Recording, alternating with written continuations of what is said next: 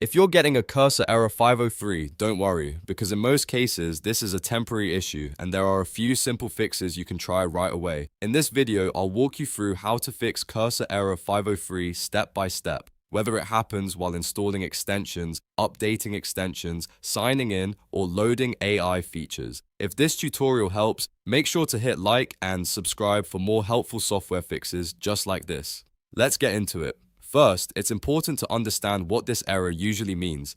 Cursor runs on a modified marketplace endpoint, so when you try to install or update extensions, it may be relying on OpenVSX or Cursor APIs. Sometimes those services experience outages, and that can trigger a 503 error. If the problem happens while installing extensions, the best workaround is to import your extensions from VS Code instead.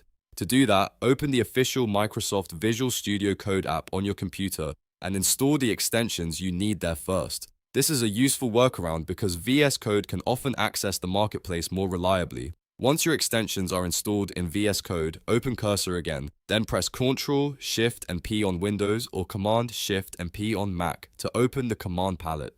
In the search bar, type Import Configuration from VS Code and select that option. Cursor will then bring over your VS Code setup, including your extensions and related configuration.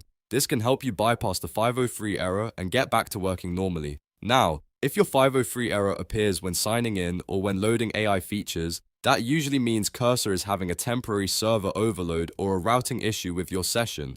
The first thing to try is restarting Cursor completely. Don't just minimize the app. Force close Cursor fully, then reopen it and test again. A clean restart often fixes temporary connection problems. If restarting doesn't work, the next step is to log out and log back in. Open Cursor settings, click on General, then scroll all the way down until you find the logout option. Sign out of your account, then sign back in again. This refreshes your token and can also refresh how Cursor routes your request to its services. In many cases, that's enough to clear the 503 issue, especially if the problem was caused by an expired session or a temporary authentication mismatch. If you're still seeing the error after that, the next fix is to uninstall and reinstall Cursor. This can help if the app files are corrupted or if an older install is causing connection issues. On Windows, click the search bar, type Control Panel, and open it. From there, click Uninstall a program. Find Cursor in the list, click it, and select Uninstall. Once it's removed, download and install Cursor again from the official source. After reinstalling, sign back in and check whether the 503 error is gone. One important thing to keep in mind is that if the error is coming from the server side, sometimes the best solution is simply waiting a little while and trying again later.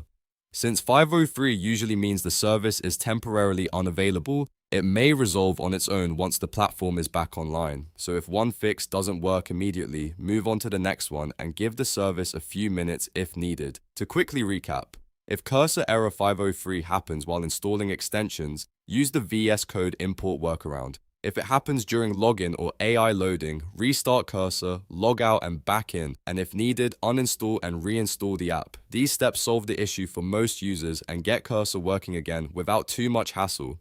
If this video helped you fix the problem, please hit the like button and subscribe for more Cursor tutorials, software fixes, and productivity tips. Thanks for watching, and I'll see you in the next one.